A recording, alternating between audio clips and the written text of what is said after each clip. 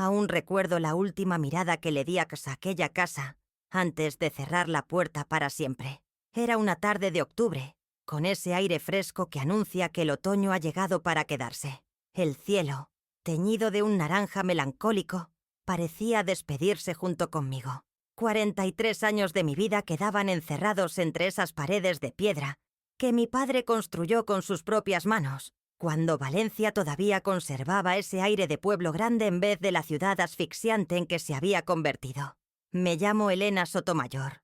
Tengo 58 años y hasta ese día había vivido toda mi vida en el mismo lugar, la casa de la calle Alboraya, número 47. La casa donde nací, donde crecí, donde me casé con Miguel, donde crié a mis hijos y donde enterré a mi madre hace apenas 6 meses. La casa que acababa de vender sin decírselo a nadie. No fue una decisión impulsiva, aunque a ojos de cualquiera lo pareciera. Llevaba meses ahogándome en deudas. El taller de costura que abrí tras la muerte de Miguel apenas daba para pagar los servicios. Los impuestos se acumulaban y el banco me enviaba cartas cada vez más amenazantes. Mis hijos, Lucía y Pablo, habían hecho sus vidas lejos de aquí. Lucía en Barcelona con su marido ingeniero y sus 2 hijos, y Pablo en algún lugar de Alemania, trabajando para una empresa de tecnología cuyo nombre nunca logro recordar. ¿Por qué no les pides ayuda?, me había preguntado Carmela, mi vecina y única amiga que me quedaba en el barrio. Seguro que entre los dos pueden sacarte de este apuro. Pero yo sabía que no era así.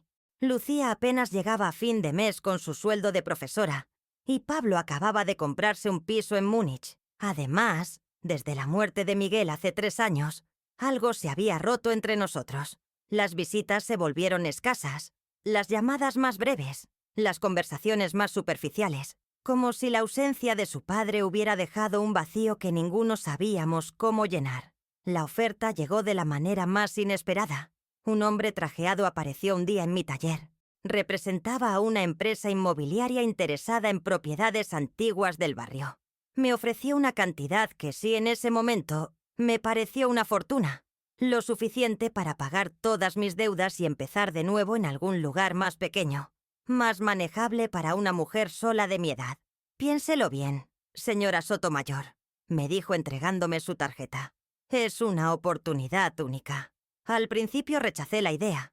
¿Cómo iba a vender la casa de mis padres, el hogar donde había transcurrido toda mi existencia? Pero cada noche, sola en mi habitación, mirando al techo agrietado que no podía permitirme reparar, la idea fue echando raíces. Y cuando el banco me envió la carta final de desahucio, supe que no tenía elección. Firmé los papeles un lunes. El miércoles recibí el dinero en mi cuenta. Y el viernes, mientras mis vecinos estaban en sus trabajos y el barrio dormitaba bajo el sol de la tarde, cargué mi viejo Seat Ibiza con 2 maletas, una caja de fotografías y la máquina de coser Singer que había sido de mi madre. No dejé nota. No me despedí.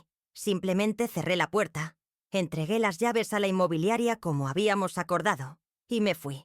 Recuerdo que al arrancar el coche sentí una mezcla de vértigo y libertad, como si me hubiera quitado un peso de encima y, al mismo tiempo, como si estuviera cometiendo el mayor error de mi vida.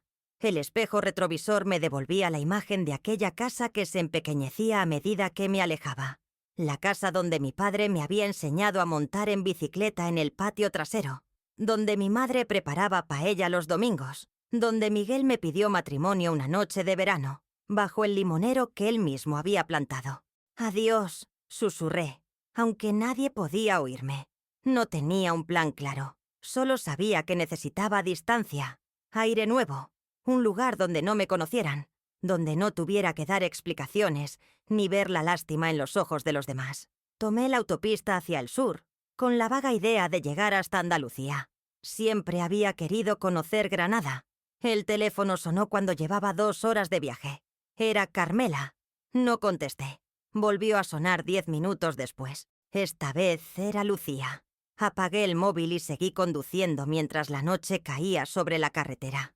No podía imaginar entonces que ese simple gesto, ignorar una llamada, sería el principio de algo mucho más grande, que me perseguiría durante los meses siguientes. Que mientras yo huía hacia adelante, El pasado se empeñaría en alcanzarme cada día, a la misma hora, con la persistencia de un reloj que se niega a detenerse. Esa noche, en un pequeño hotel de carretera a las afueras de Murcia, tuve el primer sueño. Estaba de nuevo en la casa, pero todas las habitaciones estaban vacías. Solo quedaba el teléfono fijo de la cocina, sonando sin parar, y por más que corría hacia él, nunca lograba alcanzarlo. Me desperté sobresaltada, con la sensación de que había olvidado algo importante en la casa, algo que seguiría llamándome hasta que regresara Paul a buscarlo. Pero ya era demasiado tarde para volver. Ya había cortado todos los hilos que me ataban a mi vida anterior. O eso creía yo entonces. Tan ingenua, tan decidida a desaparecer sin dejar rastro, sin saber que algunos lazos son imposibles de romper, por más kilómetros que pongas de por medio, sin saber que el pasado tiene formas misteriosas de encontrarte, incluso cuando crees que has borrado tus huellas para siempre. Granada me recibió con la majestuosidad de la Alhambra, recortada contra el cielo, y el aroma a jazmín que flotaba en las calles del Albaicín. Era noviembre, y aunque el frío comenzaba a colarse por las noches, los días aún conservaban ese sol amable del sur que parecía acariciar las piedras centenarias. Alquilé un pequeño apartamento en la calle Belvira. Una habitación, un baño, una cocina minúscula y un balcón desde donde podía ver el bullicio de la calle. Nada que ver con mi espaciosa casa de Valencia, pero había algo liberador en esa simplicidad. Menos espacio significaba menos recuerdos, menos rincones donde esconderse el pasado. Los primeros días los dediqué a caminar sin rumbo por la ciudad. Me perdía deliberadamente por callejuelas empedradas, subía cuestas empinadas, me sentaba en plazas donde los turistas sacaban fotos y los estudiantes charlaban animadamente. Observaba la vida pasar, sintiéndome invisible. Era exactamente lo que necesitaba, ser nadie. No tener historia. Una semana después de mi llegada, cuando ya había establecido una rutina de paseos matutinos y tardes en cafeterías donde nadie conocía mi nombre, compré un teléfono móvil nuevo, uno de esos baratos, sin muchas complicaciones, solo para emergencias, me dije. Mi antiguo número seguía apagado, guardado en el fondo de un cajón junto con esa parte de mi vida que intentaba dejar atrás. Fue entonces cuando empezaron las llamadas. La primera vez pensé que era un error. Era exactamente las 7 de la tarde cuando sonó el teléfono. Un número desconocido. ¿Diga? Contesté sin sospechar nada extraño. Silencio al otro lado. Solo se escuchaba una respiración tan leve que casi parecía el viento. ¿Quién es? Insistí, comenzando a impacientarme. La llamada se cortó. Me encogí de hombros. Números equivocados. Telemarketing. Las posibilidades eran muchas. Pero al día siguiente, a las 7 en punto, volvió a sonar. El mismo número desconocido. La misma respiración. El mismo silencio que parecía esperar algo de mí. Esta vez esperé más tiempo, con el teléfono pegado a la oreja, sintiendo un extraño escalofrío. Si esto es una broma, no tiene gracia, dije finalmente, antes de colgar. Para el tercer día, ya estaba esperando la llamada. Las 7 de la tarde. El mismo ritual. Pero esta vez, justo cuando iba a colgar, escuché algo. Un sonido familiar, distante pero inconfundible. El chirrido de la puerta de entrada de mi casa en Valencia. Ese sonido característico que ningún fontanero logró arreglar jamás. Tan nítido que por un momento sentí que estaba allí de nuevo, entrando después de un día de trabajo en el taller. ¿Quién eres? ¿Qué quieres? Pregunté con la voz quebrada por una mezcla de miedo y rabia. Silencio de nuevo. Y luego la llamada se cortó. Esa noche apenas pude dormir. Me convencí de que tenía que ser una coincidencia. Tal vez algún vendedor particularmente persistente. O quizás Lucía o Pablo habían conseguido mi nuevo número y no se atrevían a se hablar. Incluso pensé en Carmela, preocupada por mi repentina desaparición. Pero algo dentro de mí sabía que no era ninguna de esas opciones. Había algo perturbador en la precisión de esas llamadas, en ese silencio cargado de intención. Como si alguien me estuviera recordando lo que había dejado atrás. Al cuarto día no contesté. Dejé que el teléfono sonara mientras me servía una copa de vino, intentando ignorarlo. Pero incluso después de que dejara de sonar, seguía escuchándolo en mi cabeza. Un recordatorio pulsante de que no era tan fácil escapar. El quinto día, cambié mi rutina. A las 7 de la tarde estaba en una terraza del Paseo de los Tristes, rodeada de gente, con el sonido del río Darro como música de fondo. Cuando el teléfono sonó, lo saqué lentamente del bolso. El mismo número. Respiré hondo y contesté. «No sé quién eres ni qué quieres, pero tienes que parar», dije en voz baja pero firme. Esta vez, además del chirrido de la puerta, escuché pasos. Alguien caminando por el pasillo de baldosas que llevaba a la cocina de mi antigua casa. Lo reconocía perfectamente. La tercera baldosa siempre crujía ligeramente. Luego, el sonido de alguien sentándose en la silla de la cocina. Mi silla, donde solía sentarme cada mañana a tomar café. La llamada se cortó y me quedé mirando el teléfono como si fuera un objeto extraño y peligroso. La camarera se acercó a preguntarme si estaba bien. Debí palidecer, porque insistió en traerme un vaso de agua. «Solo es una mala noticia», mentí con una sonrisa forzada. Esa noche, por primera vez desde mi llegada a Granada, encendí mi antiguo teléfono. La pantalla se iluminó y comenzaron a llegar decenas de notificaciones. Llamadas perdidas de Lucía, de Pablo, de Carmela. Mensajes preguntando dónde estaba, si estaba bien, por qué había desaparecido así. El último mensaje de Lucía me encogió el corazón. «Mamá, estamos preocupados. La vecina dice que vendiste la casa. ¿Es verdad? ¿Por qué no nos dijiste nada? Por favor, llámame». Lo apagué de nuevo, incapaz de enfrentarme a ello. ¿Qué les iba a decir? ¿Que estaba tan desesperada que vendí la casa familiar sin consultarles?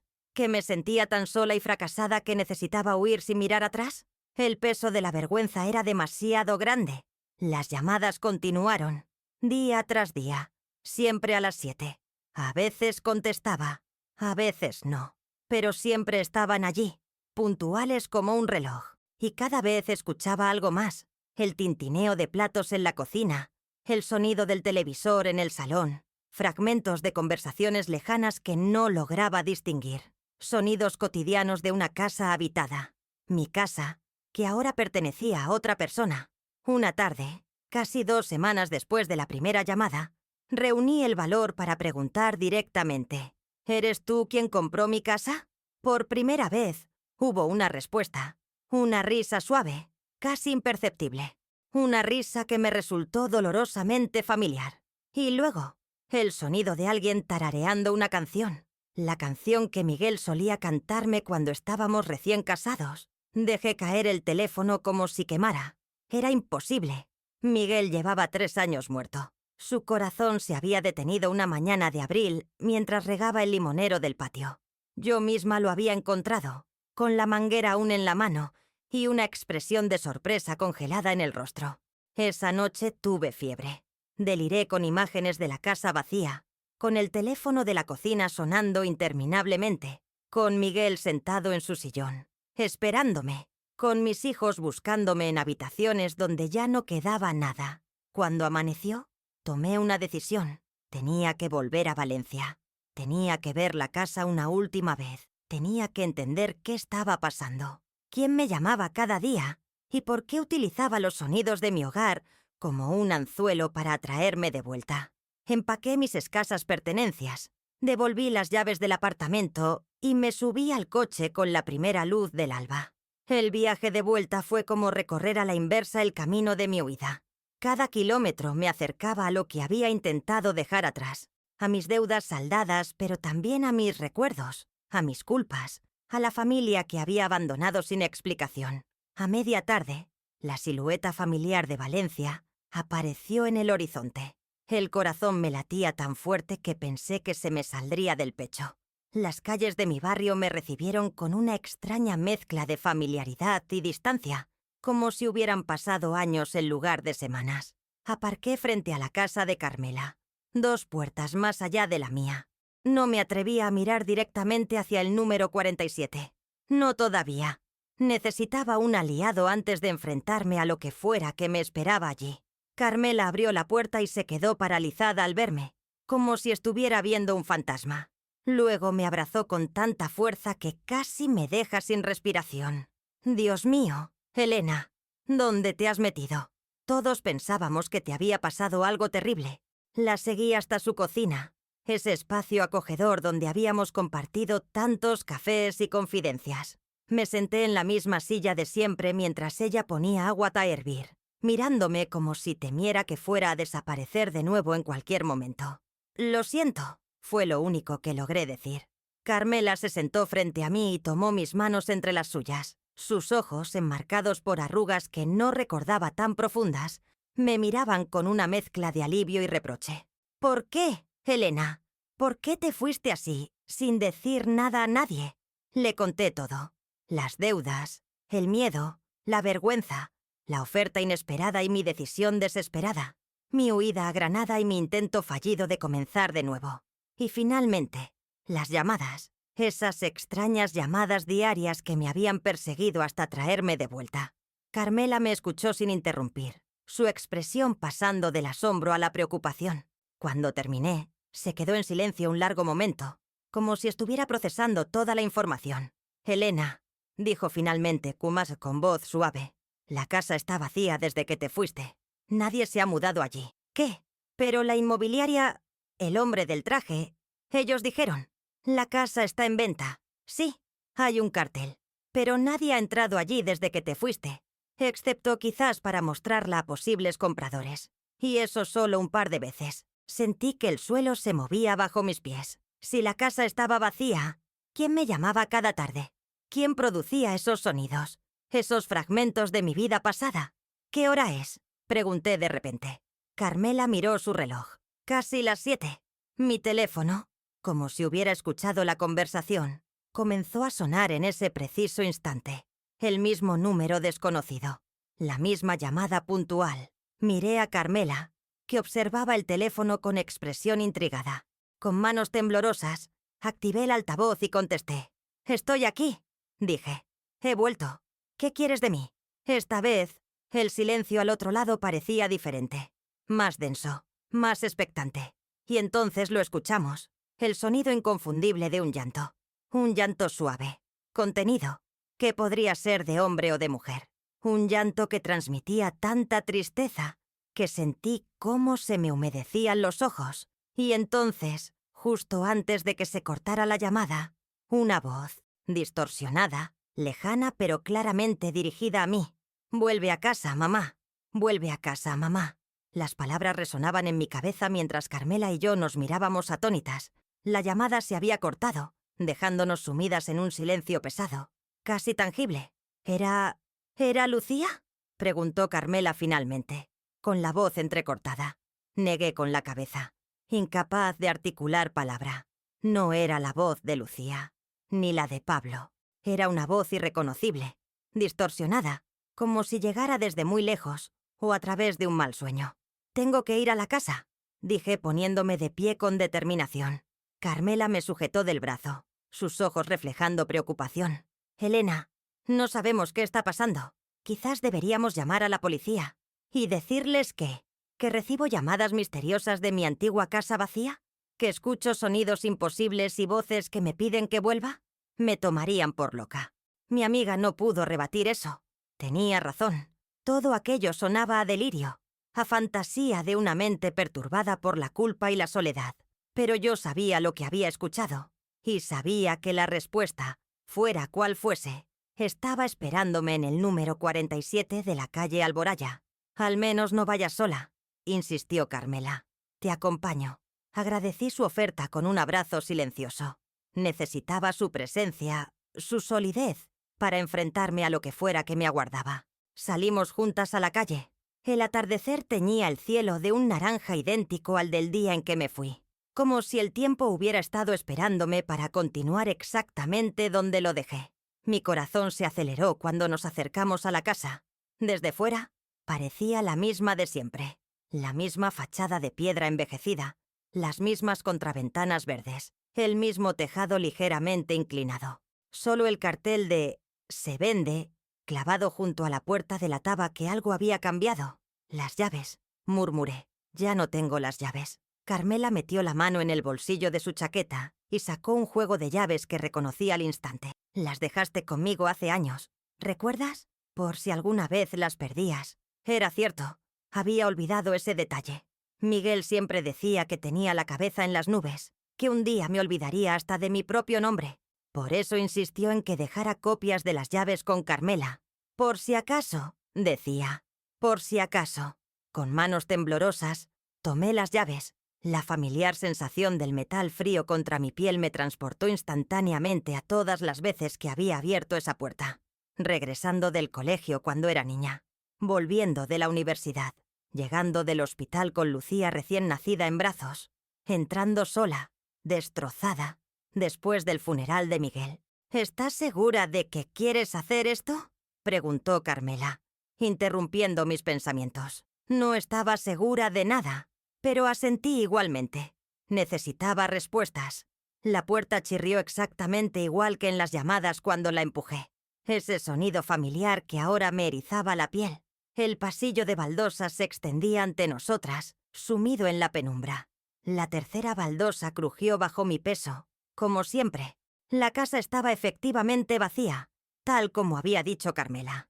No quedaba ni un solo mueble, solo el eco de nuestros pasos rebotando en las paredes desnudas. Las habitaciones parecían más grandes así, despojadas de vida, más frías, más ajenas. Recorrí cada estancia como en trance. El salón donde habíamos celebrado tantos cumpleaños. El comedor donde mi padre tallaba figuras de madera los domingos. La habitación donde había dormido con Miguel durante más de 30 años. Todo vacío, todo silencioso, como si la casa también hubiera muerto. «No hay nada aquí, Elena», dijo Carmela suavemente, siguiéndome a distancia prudencial. «Quien quiera que te esté llamando, no está aquí». Tenía razón, por supuesto, pero algo me impulsaba a seguir buscando. Algo me decía que había una pieza del rompecabezas que no estaba viendo. Bajamos al sótano, ese espacio que siempre había utilizado como trastero y que nunca terminé de ordenar del todo. También estaba vacío, salvo por algunas cajas viejas que seguramente no tenían valor para los de la inmobiliaria. Fue entonces cuando lo vi. Un teléfono. Un viejo teléfono fijo, de esos antiguos con cable en espiral, apoyado sobre una caja en la esquina más oscura del sótano. Un teléfono que no recordaba haber visto nunca. «Carmela», llamé, señalando el aparato. «¿Eso estaba ahí antes?». Mi amiga se acercó, entrecerrando los ojos para ver mejor en la escasa luz. «No lo recuerdo. Nunca bajaba mucho al sótano cuando venía a visitarte». Me acerqué lentamente, como si temiera que el teléfono fuera a cobrar vida de repente. Lo examiné sin tocarlo. Era un modelo antiguo, de esos que ya no se fabrican. El plástico, de un color crema amarillento por el paso del tiempo, estaba cubierto de polvo. El cable parecía conectarse a la pared, pero al seguirlo con la mirada, vi que en realidad no estaba enchufado a nada. Terminaba abruptamente, cortado o arrancado. Un teléfono desconectado, en una casa vacía, sin electricidad. «Esto no tiene sentido», murmuré. Y entonces sonó. El teléfono sonó con ese timbre estridente y antiguo que me sobresaltó hasta hacerme dar un paso atrás. Carmela soltó un grito ahogado. «¡Es imposible!», exclamó. «No puede estar sonando». Pero sonaba, insistente, imperativo, llamándome, con el corazón martilleando en mi pecho. Extendí la mano hacia el auricular. Carmela intentó detenerme, pero me zafé de su agarre. Necesitaba saber. Necesitaba entender. Descolgué el teléfono y lo acerqué lentamente a mi oído. «¿Diga?», susurré. Al principio solo escuché estática, un ruido blanco, como el de una radio mal sintonizada. Luego, gradualmente, voces, fragmentos de conversaciones superpuestas. Reconocí algunas. Miguel hablando sobre arreglar el tejado antes de que llegaran las lluvias. Mi madre cantando mientras cocinaba. Lucía, de pequeña, leyendo un cuento en voz alta. Y luego, claridad. Una voz nítida entre el caos de sonidos. «Mamá, ¿por qué te fuiste sin despedirte?». Era Pablo. Mi Pablo. Su voz exactamente como la recordaba, con ese tono ligeramente grave que había heredado de su padre. «Pablo, cariño, yo...», comencé, sin saber realmente si podía escucharme. «Te necesitábamos», continuó la voz. «Te seguimos necesitando». «Lo siento», dije mientras las lágrimas comenzaban a rodar por mis mejillas. Estaba tan avergonzada, tan asustada. La casa no importa y mamá. Nunca importó. Éramos nosotros, la familia, los recuerdos.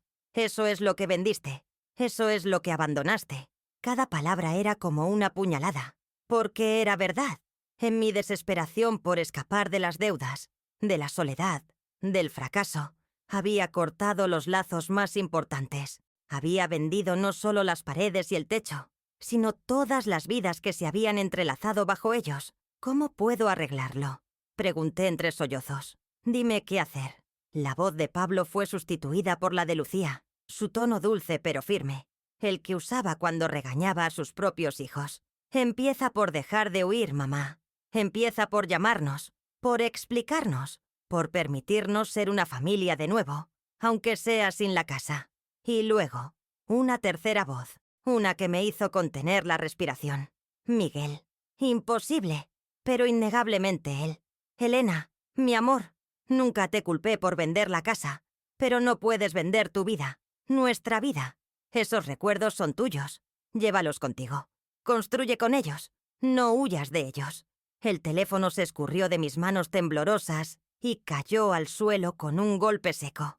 Me derrumbé de rodillas, sacudida por un llanto que parecía venir de lo más profundo de mi ser. Carmela se arrodilló a mi lado, abrazándome en silencio, permitiéndome desahogarme. No sé cuánto tiempo estuvimos así, en el suelo de aquel sótano vacío. Cuando finalmente logré calmarme, miré hacia donde había caído el teléfono. Ya no estaba allí. Carmela, dije con voz ronca. ¿Dónde está el teléfono? Mi amiga miró alrededor, confundida. ¿Qué teléfono, Elena? El que estaba aquí, el que sonó, el que descolgué. Carmela me miró con una mezcla de compasión y preocupación. No había ningún teléfono. Elena, has estado hablando sola, diciendo cosas como, lo siento, ¿y cómo puedo arreglarlo? Me quedé petrificada, incapaz de procesar lo que me decía. ¿Me estaba volviendo loca? ¿Había imaginado todo? El teléfono, las voces, las conversaciones con mi familia. ¿Todo había sido producto de mi mente? No, dije con firmeza, levantándome. Era real. Lo que escuché era real. Carmela no insistió. Me conocía lo suficiente para saber cuándo era inútil discutir conmigo. Me ayudó a ponerme de pie y subimos las escaleras en silencio. La casa parecía ahora más vacía que nunca, como si incluso los fantasmas que creí escuchar se hubieran marchado. Afuera, la noche había caído por completo. Las farolas iluminaban débilmente la calle Alboraya, esa calle que durante toda mi vida había sido mi universo entero, y que ahora me parecía un escenario ajeno, de una obra en la que ya no tenía papel. «Quédate en mi casa esta noche», ofreció Carmela mientras cerrábamos la puerta. «Mañana pensaremos qué hacer». Acepté sin discutir. La idea de pasar la noche en un hotel, sola con mis pensamientos, era demasiado desoladora. Necesitaba la presencia de Carmela, su solidez, su manera pragmática de ver la vida. Necesitaba a alguien que me anclara a la realidad, fuera cual fuese. Esa noche, en la habitación de invitados de Carmela, tuve un sueño diferente. No estaba en la casa vacía, sino en un lugar luminoso que no reconocía. Miguel estaba allí, sonriendo como en sus mejores días, tendiendo su mano hacia mí. A su lado, Pablo y Lucía, adultos pero con esa mirada inocente que tenían de niños cuando creían que yo podía arreglar cualquier cosa en el mundo. «Los hilos invisibles nunca se rompen del todo», dijo Miguel en el sueño. «Solo se estiran, se enredan a veces, pero siempre permanecen». Me desperté con la primera luz del alba, con esas palabras resonando en mi mente, y supe lo que tenía que hacer. El teléfono pesaba en mi mano como si fuera de plomo. Había pasado toda la mañana reuniendo el valor para hacer esta llamada. Carmela me había preparado un desayuno completo que apenas pude tocar. Me había dado palabras de ánimo. Y luego me había dejado sola en su cocina, respetando mi necesidad de privacidad para lo que estaba a punto de hacer. El teléfono que sostenía era mi antiguo móvil, el que había mantenido apagado durante semanas.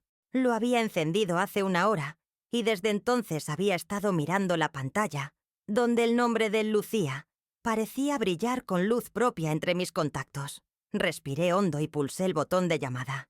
Cada tono de espera hacía que mi corazón se acelerara un poco más. ¿Y si no contestaba? ¿Y si contestaba pero no quería hablar conmigo?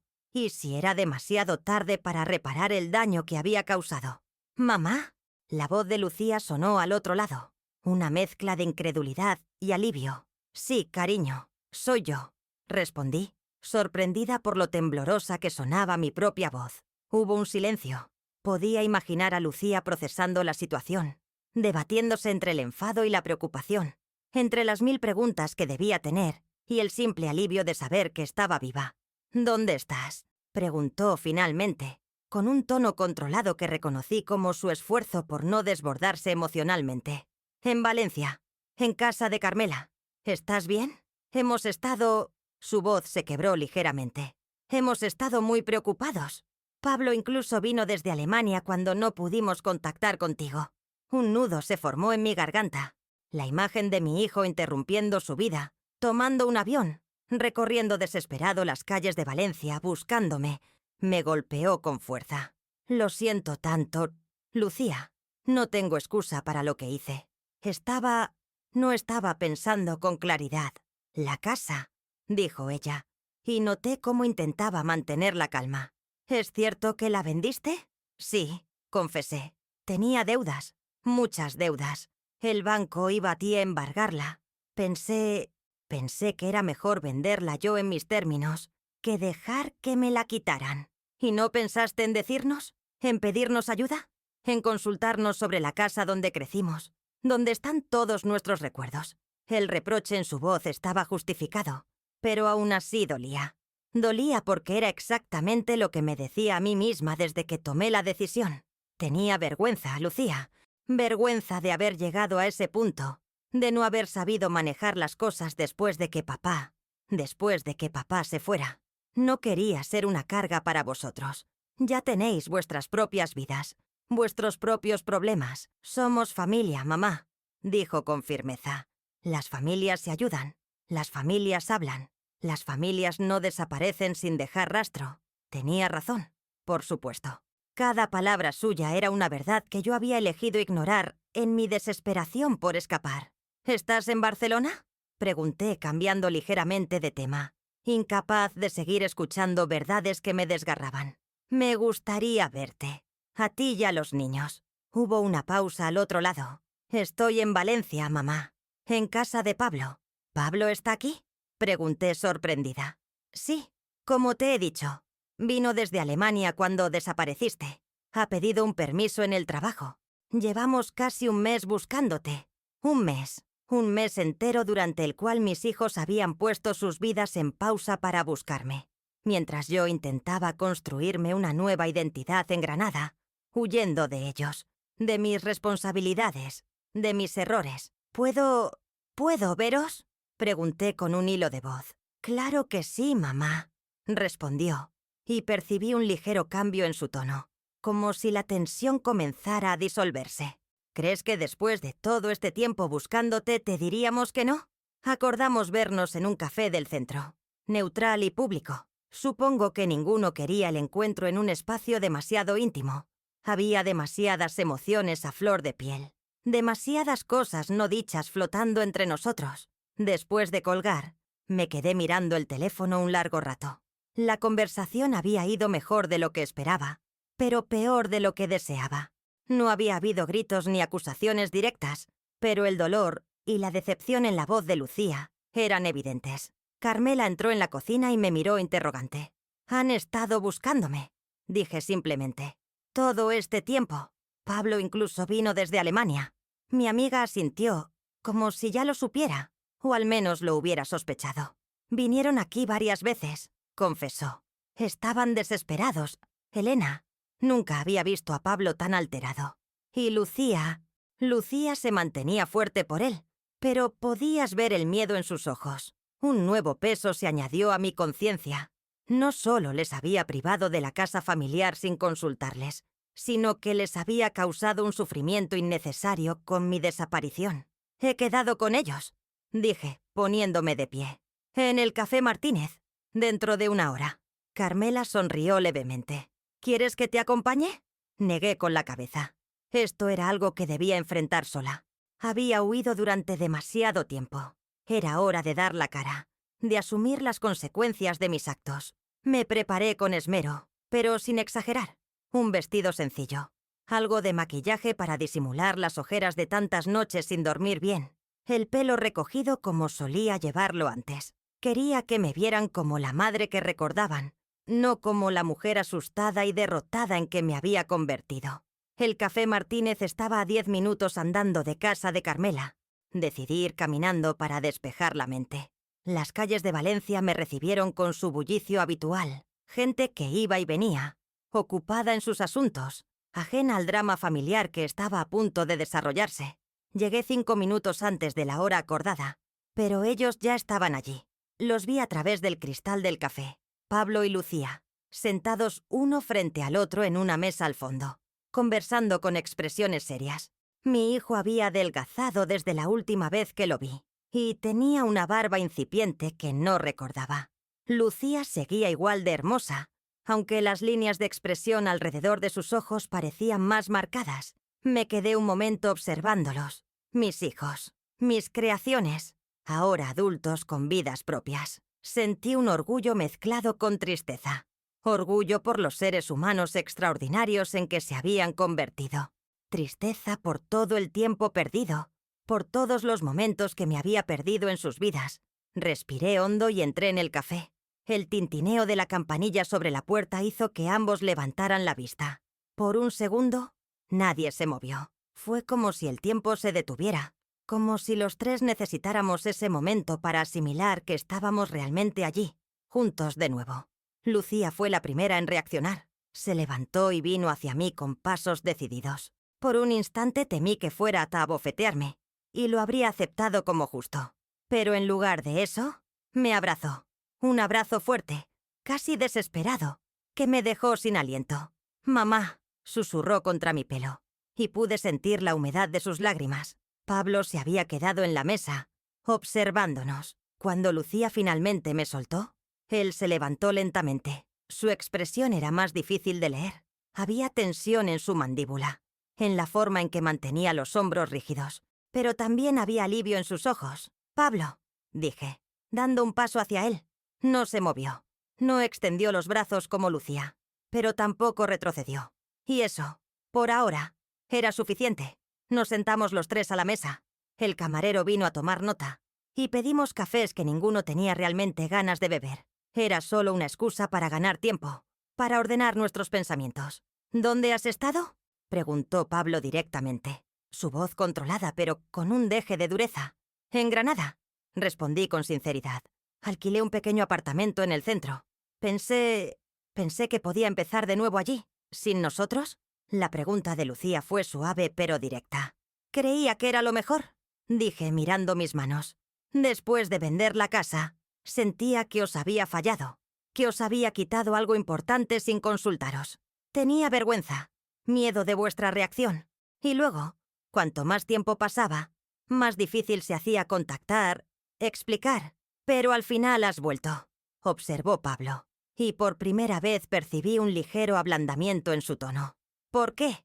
¿Cómo explicarles las extrañas llamadas, los sonidos imposibles, las voces que me habían perseguido hasta traerme de vuelta? ¿Cómo contarles sobre el teléfono que Carmela no había visto, sobre la conversación con un padre muerto y unos hijos ausentes? Me di cuenta de que estaba huyendo de lo único que realmente importaba», dije finalmente. «De vosotros, de nuestra familia, de todo lo que construimos juntos, que no está en las paredes de una casa, sino en nosotros mismos. No era toda la verdad, pero era una parte de ella, la parte que podía compartir sin que me tomaran por loca.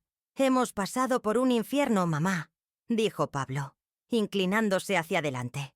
«Pensamos que te había pasado algo. Pensamos que tal vez», su voz se quebró, «que tal vez habías decidido reunirte con papá». Entendí lo que insinuaba. Habían temido que me hubiera quitado la vida. El pensamiento me horrorizó. ¿Hasta qué punto les había hecho sufrir con mi egoísmo? «Lo siento tanto», dije, y las lágrimas que había estado conteniendo finalmente se desbordaron. «No hay excusa para lo que hice. Solo puedo pediros perdón y esperar que algún día podáis entender que no fue por falta de amor. Nunca por falta de amor». Pablo extendió su mano sobre la mesa y tomó la mía. Su contacto, cálido y firme, Me recordó tanto a Miguel que tuve que contener un sollozo. «La casa es solo una casa, mamá», dijo con suavidad. «Cuando supimos que la habías vendido, no nos enfadamos por eso. Nos preocupamos porque no nos lo habías dicho, porque significaba que estabas pasando por algo grave, sola, sin apoyo. Podríamos haber encontrado otra solución», añadió Lucía. «Entre los tres. Eso es lo que hacen las familias. Lo sé ahora», dije, limpiándome las lágrimas. «Lo sé». Pasamos las siguientes 2 horas hablando. Les conté sobre las deudas, sobre cómo me había sentido abrumada tras la muerte de Miguel, sobre cómo la soledad y la vergüenza me habían llevado a tomar decisiones desesperadas. Ellos me contaron sobre su búsqueda, sobre cómo habían contactado con hospitales, comisarías, incluso morgues, temiendo lo peor. No fue una conversación fácil. Hubo lágrimas, reproches, momentos de tensión, pero también hubo comprensión, perdón y, lo más importante, amor. Un amor que me di cuenta nunca había desaparecido a pesar de la distancia y el silencio. Cuando finalmente nos despedimos, no fue un adiós. Pablo me abrazó con fuerza, susurrando que se quedaría unos días más en Valencia. Lucía me invitó a Barcelona para conocer mejor a mis nietos, que apenas me recordaban. «¿Dónde te quedarás?», preguntó Lucía cuando salimos del café. «¿Con Carmela?» «Por ahora sí», respondí. «Luego, no lo sé. Tengo que encontrar un lugar. Empezar de nuevo. Quédate con nosotros», ofreció Pablo. «He alquilado un apartamento con 2 habitaciones. Es pequeño, pero...» «Gracias, cariño», lo interrumpí con una sonrisa. «Pero creo que necesito mi propio espacio. No quiero ser una carga». «No eres una carga, mamá», dijo con firmeza. «Eres familia». Esa palabra, familia, resonó en mi interior como un eco de las voces que había escuchado en la casa vacía. Los hilos invisibles, los lazos que, por más que hubiera intentado cortarlos, seguían ahí, esperando a ser reconocidos. Esa noche, de vuelta en casa de Carmela, me senté en la terraza con una taza de té. El cielo estrellado de Valencia se extendía sobre mí, el mismo cielo bajo el que había pasado casi toda mi vida. Sentí una paz que no había experimentado en mucho tiempo. No todo estaba resuelto, por supuesto. Quedaban heridas por sanar, confianzas por reconstruir, pero había dado el primer paso. Mi teléfono sonó, sobresaltándome. Miré la pantalla con aprensión, esperando ver el número desconocido de las llamadas misteriosas. Pero era un número distinto, un número que no tenía guardado. «¿Diga?», contesté con cierto recelo. «¿Señora Sotomayor?», respondió una voz masculina que me resultó vagamente familiar. «Soy Martín Acosta, de Inmobiliaria Levante, el hombre que me había comprado la casa». Sentí que la tensión volvía a Pcoxiam y a mi cuerpo. «Sí, soy yo. Disculpe que la moleste a esta hora, pero tengo noticias que podrían interesarle. El comprador que iba a adquirir su antigua propiedad se ha echado atrás. Algo sobre... Bueno, es extraño, pero dijo algo sobre ruidos extraños en la casa. Llamadas misteriosas. Un escalofrío recorrió mi espalda. Así que no había sido solo mi imaginación. Alguien más había experimentado las llamadas. «¿Y por qué me llama a mí?», pregunté intentando mantener la calma. «Bueno, según nuestro contrato, en caso de que la venta no se completara en el plazo estipulado, usted tiene derecho a recuperar la propiedad devolviendo el importe abonado». «Por supuesto. Entendería perfectamente si no está interesada. Podemos buscar otro comprador, pero... ¿cuánto tiempo tengo para decidir?», lo interrumpí. «1 semana, según el contrato.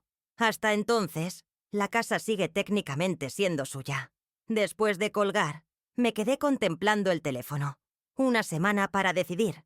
1 semana para determinar si quería, si podía, recuperar la casa que había vendido en un acto de desesperación. La casa que, de alguna manera inexplicable, se había negado a dejarme marchar. Pero la pregunta real no era si quería recuperar la casa. La pregunta era, ¿qué quería hacer con mi vida a partir de ahora? Volver a lo conocido, a lo seguro, a lo que representaba tanto dolor como alegría. O seguir adelante, construir algo nuevo, aceptar que algunas cosas, una vez perdidas, no pueden recuperarse. No tenía respuesta esa noche, pero por primera vez en mucho tiempo, sentía que tenía opciones. Y eso, por sí solo, ya era un comienzo. La semana que siguió a la llamada del agente inmobiliario fue un torbellino de emociones y decisiones. Cada mañana despertaba con una idea diferente. Cada noche me acostaba con nuevas dudas. La posibilidad de recuperar la casa me había devuelto a esa encrucijada de la que había intentado escapar, pero ahora la enfrentaba con ojos nuevos. Pablo y Lucía se involucraron inmediatamente cuando les conté sobre la oferta. Para mi sorpresa, no insistieron en que recuperara la casa por nostalgia o tradición familiar. En lugar de eso, me escucharon. Hicieron preguntas prácticas. Consideraron opciones. «Lo importante es lo que tú quieras, mamá», dijo Lucía durante una de nuestras conversaciones. «La casa es solo un edificio. Lo que importa es dónde te sientas bien. Pero es la casa donde crecisteis», argumenté. «Donde están todos nuestros recuerdos. Los recuerdos los llevamos con nosotros», respondió Pablo, con una sabiduría que me sorprendió. «No los dejamos colgados en las paredes como cuadros». Era cierto, por supuesto. Y sin embargo, había algo en aquella casa que se resistía a ser abandonado. Algo que me había llamado, literalmente, para que volviera. Las misteriosas llamadas no habían vuelto a producirse desde mi regreso a Valencia. Era como si, una vez cumplido su propósito de traerme de vuelta, hubieran cesado. O quizás, pensé en mis momentos más racionales, nunca habían existido realmente. Quizás habían sido manifestaciones de mi propia culpa, de mi propio miedo a la pérdida, de mi reluctancia a dejar ir el pasado. Pero entonces recordaba lo que había dicho el agente inmobiliario. El comprador potencial también había experimentado ruidos extraños y llamadas misteriosas. ¿Era posible que dos personas diferentes hubieran tenido la misma alucinación? A mitad de semana, tomé una decisión. Necesitaba volver a entrar en la casa una vez más, sola, sin Carmela, sin mis hijos, sin nadie que pudiera influenciar lo que sintiera o percibiera allí. El agente me proporcionó las llaves sin problemas. Al fin y al cabo, técnicamente la casa seguía siendo mía, hasta que se completara la venta fea a un nuevo comprador. Era media tarde cuando entré en el número 47 de la calle Alboraya. La luz dorada del sol valenciano se filtraba por las ventanas sin cortinas, dibujando patrones en el suelo de baldosas. La casa seguía vacía, pero de alguna manera no se sentía abandonada. Se sentía expectante, como si estuviera conteniendo la respiración, esperando mi decisión. Recorrí cada habitación lentamente, permitiéndome recordar. En el salón, vi a mi padre tallando figuras de madera mientras mi madre cosía. En la cocina, escuché el tintineo de platos y las risas de los domingos de paella. En la habitación que había compartido con Miguel, sentí su presencia como un perfume difuso que se niega a disiparse del todo. Y mientras caminaba, hablé en voz alta, como si la casa pudiera escucharme, como si las paredes pudieran entender. «He estado huyendo», dije, «de las deudas, de la soledad, del fracaso, pero sobre todo, he estado huyendo de mí misma, de la mujer en que me convertí después de perder a Miguel. Una mujer asustada, avergonzada, incapaz de pedir ayuda». Mi voz resonaba en las habitaciones vacías, pero no me sentía ridícula. Me sentía escuchada. «Venderte fue un error», continué. «No porque seas solo ladrillos y cemento, sino porque significabas mucho más. Eras el ancla que mantenía unidas a nuestra familia, incluso cuando empezamos a distanciarnos. Eras la prueba física de que una vez fuimos felices, de que construimos algo juntos». Bajé al sótano, al lugar donde había tenido aquella extraña experiencia con el teléfono que Carmela no había visto. Estaba exactamente igual, vacío, polvoriento, con algunas cajas olvidadas en las esquinas. No había ningún teléfono, por supuesto. «Pero no puedo volver atrás», dije al silencio. «No puedo pretender que nada ha cambiado, que soy la misma de antes. Necesito construir algo nuevo, una nueva relación con mis hijos, una nueva forma de vida, tal vez incluso un nuevo hogar». Me senté en el suelo del sótano, apoyando la espalda contra la pared. Cerré los ojos y esperé. ¿Qué esperaba exactamente? ¿Otra llamada imposible? ¿Una señal? ¿Una epifanía? Lo que llegó fue más sutil. Un cambio en el aire, una sensación de calidez, como si alguien se hubiera sentado a mi lado.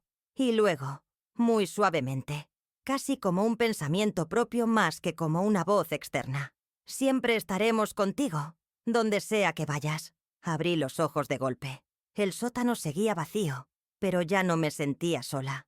Me sentía en paz, como si hubiera recibido una bendición, un permiso para seguir adelante. Salí de la casa con paso firme, sin mirar atrás. Sabía lo que tenía que hacer.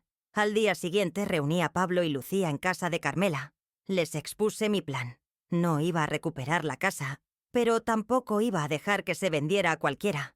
Quiero que la casa se convierta en algo útil, les expliqué. Un lugar que pueda ayudar a otras personas. He estado pensando en contactar con asociaciones que trabajan con mujeres en situación vulnerable, madres solteras, víctimas de violencia, mujeres mayores solas como yo. La idea había tomado forma durante la noche, cristalizando en algo que sentía correcto, necesario. La casa es grande, continué. Con algunas reformas, podría albergar a varias familias temporalmente, ofrecerles un espacio seguro mientras reconstruyen sus vidas. Podría ser un proyecto conjunto. Yo aportaría la casa. Buscaríamos financiación para las reformas. Podríamos llamarla Casa Miguel, sugirió Lucía con los ojos brillantes. A papá le habría encantado la idea. Y yo puedo ayudar con la parte legal, añadió Pablo. Tengo algunos colegas en España que trabajan en derecho de fundaciones. Los miré a ambos, sorprendida y emocionada por su entusiasmo inmediato. No había esperado que se involucraran así, que hicieran suyo mi proyecto. Pero, pensándolo bien, tenía sentido. Esta era una forma de honrar nuestra casa familiar, de transformar una pérdida en algo positivo, de crear algo nuevo juntos. Entonces, ¿estáis de acuerdo?, pregunté aún insegura. Más que de acuerdo, respondió Lucía, tomando mi mano. Estamos contigo, mamá, en esto y en todo. Los días siguientes fueron un frenesí de actividad. Pablo contactó con un abogado especializado en entidades sin ánimo de lucro. Lucía, con su red de contactos en el ámbito educativo, encontró varias asociaciones interesadas en colaborar. Yo me reuní con el agente inmobiliario para explicarle mi decisión de no comprar la casa de vuelta, pero también para explorar la posibilidad de adquirirla a través de una fundación que estábamos en proceso de crear. El agente, después de superar su sorpresa inicial, se mostró dispuesto a ayudar. De hecho, me confesó que había tenido dificultades para encontrar un nuevo comprador después de que el primero se echara atrás debido a las extrañas experiencias en la casa. Entre nosotros, señora Sotomayor, me dijo en voz baja, creo que esa casa ha decidido por sí misma a quién quiere pertenecer. No pude evitar sonreír ante la idea. Tal vez tenía razón. Tal vez la casa, de alguna manera que no podía explicar racionalmente, había estado luchando por mantenerse en nuestra familia, por seguir siendo parte de nuestra historia, aunque de una forma completamente nueva. Una semana después de mi visita solitaria a la casa, regresé con Pablo, Lucía y un arquitecto. Esta vez, no entramos como antiguos propietarios nostálgicos, sino como futuros creadores de un proyecto comunitario. Recorrimos las habitaciones midiendo, planeando, imaginando cómo podrían transformarse esos espacios para acoger nuevas vidas, nuevas historias. Aquí podríamos hacer una sala común, dijo el arquitecto Tisiao, señalando el antiguo salón, y dividir la planta superior en pequeños apartamentos. El patio trasero sería perfecto para un huerto, añadió Lucía. Las mujeres podrían cultivar sus propias verduras, incluso venderlas en el mercado local. Y el sótano podría convertirse en un taller, sugerí. Yo podría enseñar costura, y podríamos buscar otros profesionales que ofrecieran formación en diferentes oficios. Mientras hablábamos, la casa parecía vibrar con nueva energía. Las paredes desnudas, que antes me habían parecido tristes y abandonadas, ahora parecían lienzos en blanco esperando ser llenados con nuevos colores, nuevas posibilidades. Cuando llegamos al sótano, me separé discretamente del grupo y me acerqué al rincón donde había visto aquel teléfono imposible. No había nada allí, por supuesto, pero aún así, susurré. Gracias, por traerme de vuelta, por no dejarme huir, por recordarme lo que es realmente importante. Y aunque no hubo respuesta audible, Sentí una suave brisa donde no debería haber ninguna, como una caricia invisible, un gesto de aprobación. Esa noche, cuando todos se habían ido y me quedé sola en la habitación de invitados de Carmela, mi teléfono sonó una última vez. Era el número desconocido, el de las llamadas misteriosas. Dudé un momento, pero luego contesté. ¿Diga? Una única frase, clara y nítida, pronunciada con la voz inconfundible de Miguel. «Estoy orgulloso de ti, Elena». La llamada se cortó antes de que pudiera responder, antes de que pudiera preguntar si era real o imaginario, si era el eco de un recuerdo o algo más. Pero no importaba. El mensaje había llegado, claro y reconfortante. Dormí profundamente esa noche, sin sueños, sin sobresaltos. Y cuando desperté, supe que las llamadas misteriosas habían terminado. Habían cumplido su propósito. Me habían traído de vuelta, no a una casa, sino a mi familia, a mí misma. 6 meses después, estoy sentada en el pequeño patio de mi nuevo apartamento en el barrio del Carmen. Es un lugar modesto pero luminoso, con una terraza donde he plantado hierbas aromáticas y un limonero en honor a Miguel. Desde aquí puedo ver el campanario de la catedral y escuchar el murmullo constante de la ciudad, que vuelve a ser mi hogar. La Fundación Casa Miguel es ahora una realidad. Los trámites legales fueron más rápidos de lo que esperábamos, gracias a los contactos de Pablo y al entusiasmo que el proyecto generó entre varias organizaciones locales. La casa de la calle Alboraya está en plena reforma, transformándose en un espacio de acogida y empoderamiento para mujeres en situación vulnerable. Yo misma me he involucrado completamente en el proyecto. He redescubierto habilidades que creía olvidadas, capacidades que había subestimado. Coordino los talleres de formación, gestiono las donaciones de materiales, establezco alianzas con empresas locales dispuestas a dar oportunidades laborales a las mujeres que pasen por nuestra casa. Es un trabajo exigente, a veces agotador, pero profundamente satisfactorio. Cada mañana me levanto con un propósito, con la sensación de estar construyendo algo valioso no solo para mí, sino para otras personas que, como yo en su momento, necesitan un espacio seguro desde el cual reconstruir sus vidas. Lucía viene regularmente desde Barcelona, a veces sola, para ayudar con aspectos específicos del proyecto, a veces con sus hijos, mis nietos, que ahora corretean por mi pequeño apartamento llenándolo de ruido y vida. Pablo ha decidido quedarse en Valencia indefinidamente. Ha encontrado un trabajo que puede compaginar con su colaboración en la fundación. Y hemos recuperado una cercanía que creía perdida para siempre.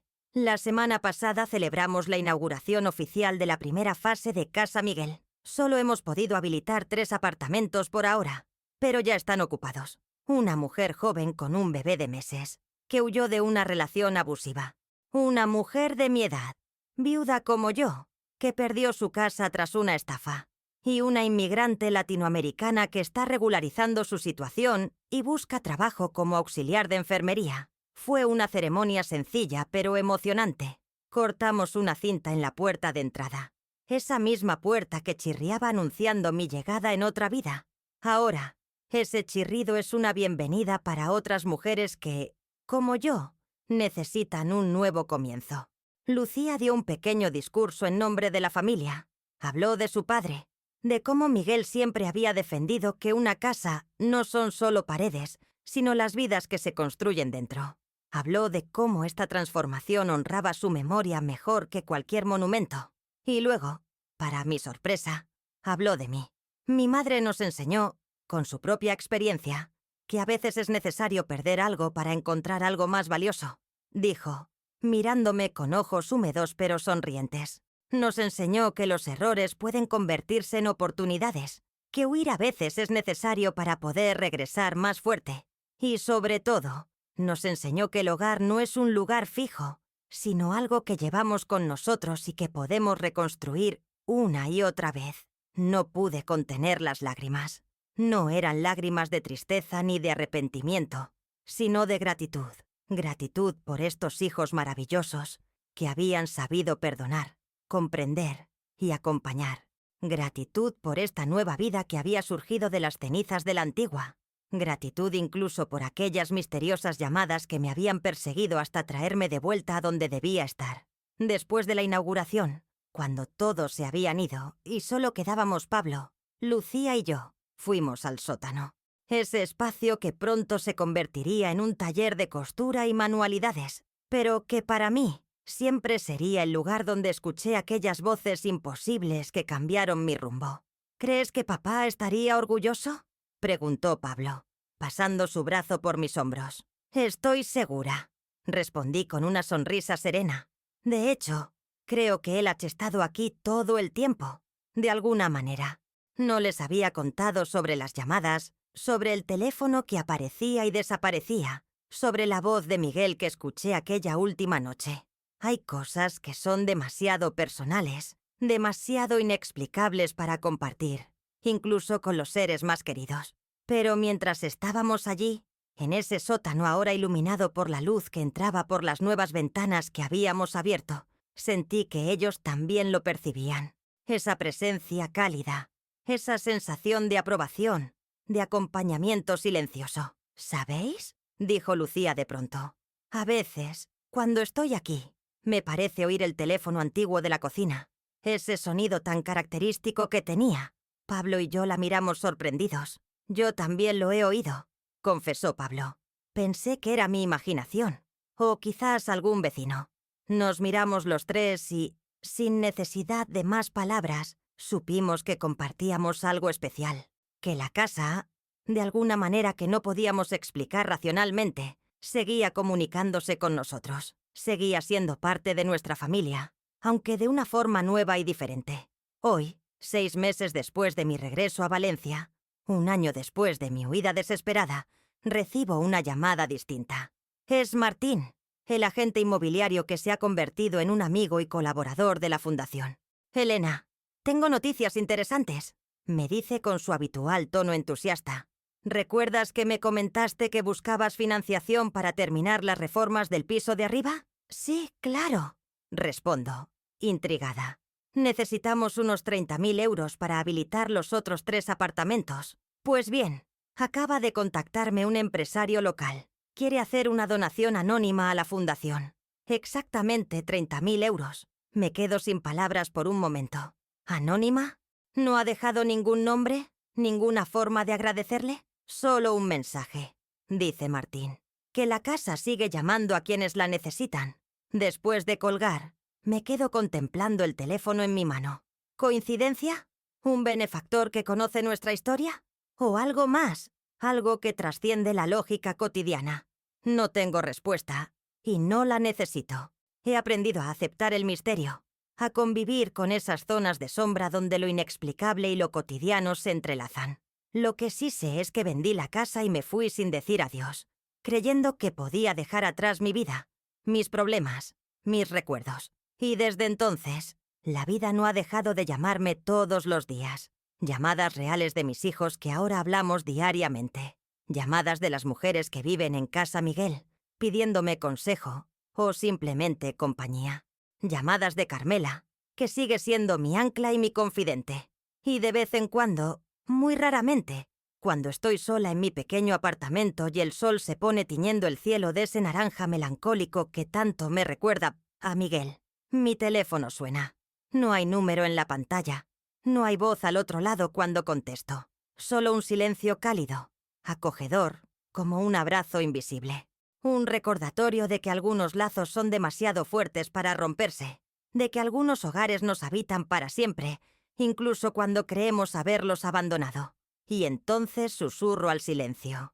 Yo también te echo de menos. Y sé, con una certeza que desafía toda lógica, que sea quien sea el que llama, me está escuchando.